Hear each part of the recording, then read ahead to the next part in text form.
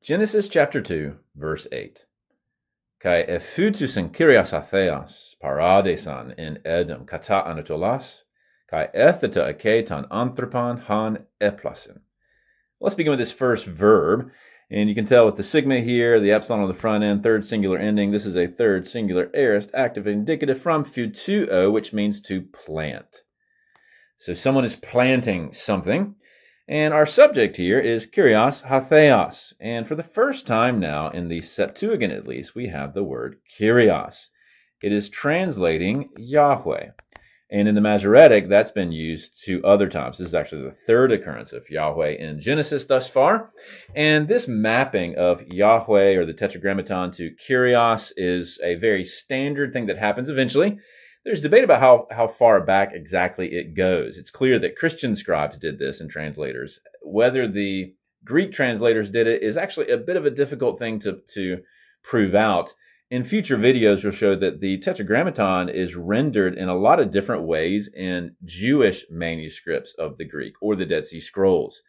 And so there is a debate about how far back this practice with Kyrios. But either way, it's the Lord God planted. Now, what did he plant? A paradesos. And the Hebrew here is gan, G-A-N, paradesos. And you may think this is paradise. But hold that thought. We're going to come back to this. The actual word here means garden. Simple garden here.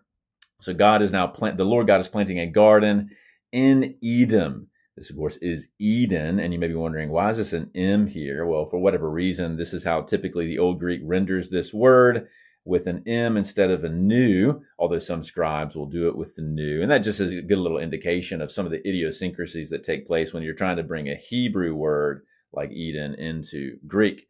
But where did he plant it? Kata anatolas. Now, anatolas here is anatole. That's a feminine noun that typically means rising, like the rising of the sun. And when it's done in the plural, this as here is an accusative plural feminine. We know that because kata here is taking the accusative. When it's plural, it means the east. So kata anatolas is in the east or something along those lines. So it's he planted a garden in Edom in the east. Now, what did he do next? Kai etheta. Etheta, this is from tithemi, one of your familiar me or athematic verbs. This is a third singular aorist middle indicative. So God put or placed, and he placed there, eke, that is in the garden, the man. And Han here is now referring back to ton anthropon. Notice it matches in case. So whom, eplasin. We've seen this verb before. This is from plaso, and this is a third singular aorist active indicative. This means to form or to mold. It's dropped in S, so it's slightly irregular whenever it becomes aorist, but you do see the epsilon on the front end. It's a third singular. So it's whom God formed. Now let's drill in on this paradesos issue. If you look up this word in standard lexicons, in particular those for the Septuagint, and this is Moriaka, which you looked at previously, you will see that it is a plantation for cultivating fruits, or it's a luxuriant garden, that kind of stuff. And that is true. That's what the word means in ancient sort of levels of Greek. However, 3 times in the New Testament, it's clearly being used for heaven. So Luke 23:43, today you'll be with me in to paradiso.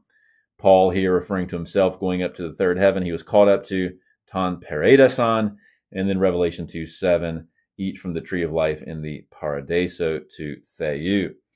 Essentially what has happened in Second Temple Judaism, largely due to the influence of some other languages, the word for garden, as it is in Genesis 2:8, paradisos, starts to kind of shift in semantic range to incorporate heaven.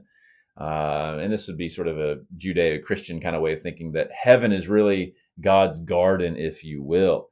Or we'll translate it most of the time with paradise. You might not have realized that, though. That is the word that is used for the Garden of Eden. So an interesting little lexical shift that has taken place between the time of the translation of the Septuagint and the use of paradisos for heaven in the New Testament.